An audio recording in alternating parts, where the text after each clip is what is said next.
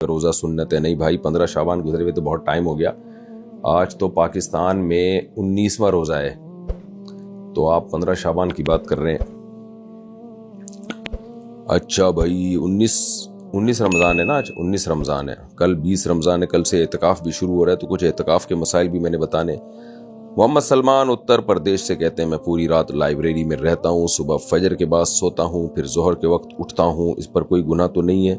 رمضان میں بھی یہی ٹائم ٹیبل رہتا ہے جناب. ظہر کے بعد پھر دوبارہ سو جایا کریں، پھر عصر کے وقت اٹھا کریں، عصر کے بعد دوبارہ سو جایا کریں. اس میں کیا جا رہا ہے؟ پوری قوم سو رہی ہے، آپ کو پتہ ہے، تو اگر آپ بھی تھوڑا سو لیں گے تو اس سے کوئی فرق نہیں پڑے گا. بہرحال فجر کے بعد سونے کے بارے میں میرا خیال ہے آپ پوچھ رہے ہیں، تو جائز ہے، فجر کے بعد سونا بھی جائز ہے اگر رات کو آپ کی نیند پوری نہیں ہوئی ہے. پھر اگر فجر کے بعد بھی نہیں سوئیں گے تو پھر کب سوئیں گے؟ لیکن بہرحال اسلاف سے اس کی کراہت منقول ہے، اس کو پسند نہیں کیا گیا. یہ نیچرل ٹائم نہیں ہے سونے کا، رات ہی کو سویا کریں اور صبح اپنے کاموں میں مشغول ہوا کریں.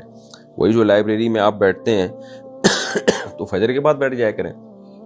چند دن تکلیف ہوتی ہے اس سے، عادت جب خراب ہو جاتی ہے نا، تو سائیکل چینج کرنے میں جو آپ کا باڈی کا جو سائیکل خراب ہو گیا ہے، چند دن تکلیف ہوتی ہے. اور ماہرین کہتے ہیں 21 دن تک کسی کام کا عادی بنا دیا جائے تو باڈی یوز ٹو ہو جاتی ہے، پھر عادی ہو جاتی ہے. تو بہرحال جائز ہے فجر کے بعد بھی سونا، لیکن ناپسندیدہ کام ہے، بہتر نہیں ہے.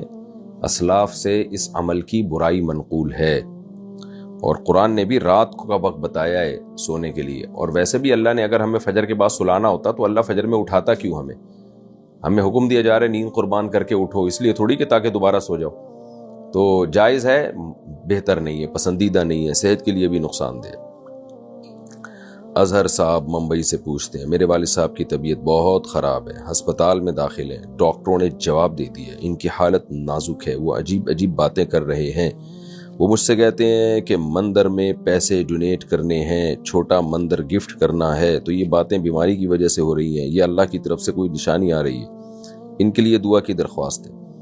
دیکھیں، آپ کے والد صاحب کو اللہ شفا عطا فرمائے. اگر ان کا ذہنی توازن خراب ہو گیا ہے تو پھر جو مرضی کہتے رہیں، اس سے کوئی مواخذہ نہیں ہوگا. چاہے مندر کی باتیں کریں، چاہے بتوں کی باتیں کریں. انسان اس وقت تک اپنے عمل کا مکلف ہے جب تک اس کا دماغ درست کام کر رہا ہو.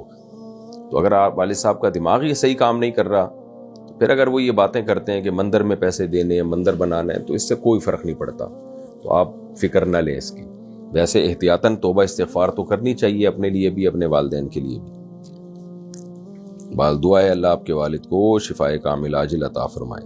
مناف صاحب کراچی سے پوچھتے ہیں میرا سوال یہ ہے کہ روزے کی حالت میں بغیر نیت کے پانی کی بھاپ ناک میں چلی جائے تو کیا حکم ہے؟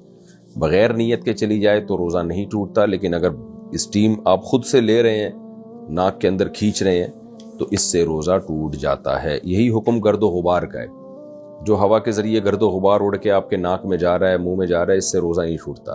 لیکن باقاعدہ گرد میں جا کے آپ کھینچیں اس کو اپنے اندر سے، اپنے اندر، اور سانس لے لے کے اس کو کوشش کریں کہ یہ مٹی میرے اندر جائے، ایسی صورت میں روزہ ٹوٹ جائے گا.